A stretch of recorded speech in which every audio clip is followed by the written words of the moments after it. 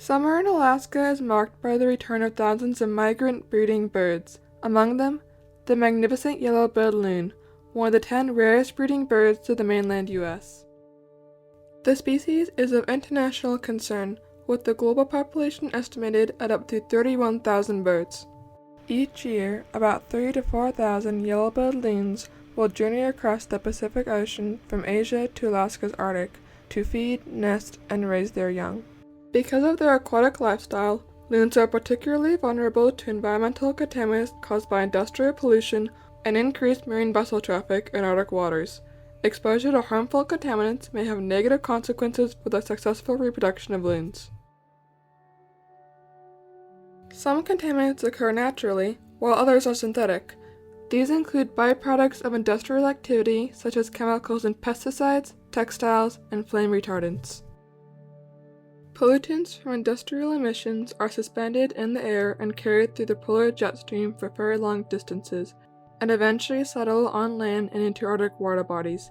This accumulation of pollution in the atmosphere over the Arctic is known as Arctic haze. Mercury pollution is of particular concern. Elemental mercury is a byproduct of mining and fossil fuel combustion, but it is also released into the environment through a number of natural processes, like the thaw of permafrost. After mercury enters aquatic ecosystems, microbes that live in the sediment of the lakes convert it into its toxic form, methylmercury.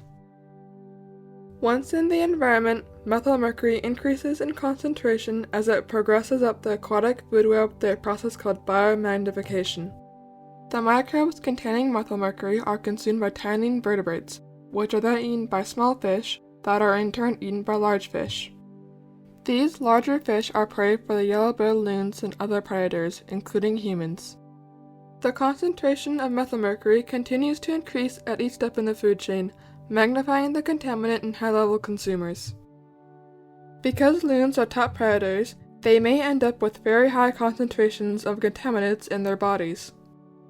The buildup of methylmercury does not end there. It continues to accumulate in loons over the 20-year lifespan because they cannot remove contaminants like mercury from their bodies faster than they ingest them. Older loons, who are often more successful at raising young, tend to have the highest concentrations of contaminants because of their age. While the adults remain relatively unaffected by exposure to methylmercury, the embryos readily absorb the toxin, directing it towards body growth and the development of internal organs. Like loons, humans ingest methylmercury by consuming fish and shellfish. This can harm fetuses even if the mother remains relatively unaffected. Yellow-billed loons are an ideal species for long-term monitoring of environmental contaminants because of their long lifespan, position in the food chain, and tendency to return to the same nesting sites each year. Yellow-billed loons have been selected by the Arctic Network as one of the vital signs in their long-term monitoring program. And what the vital signs are similar to your heartbeat or you're taking your temperature. They give you a sense of how the ecosystem is doing. This baseline information can then be used to get better population assessments over time. Scientists take advantage of this to track environmental contaminants by analyzing the contents of loon eggs. The eggs provide a signature of contaminants that adults are exposed to when they are off their breeding grounds. To trace contaminant exposure on the breeding grounds, prey fish are collected from lakes where the loons nest.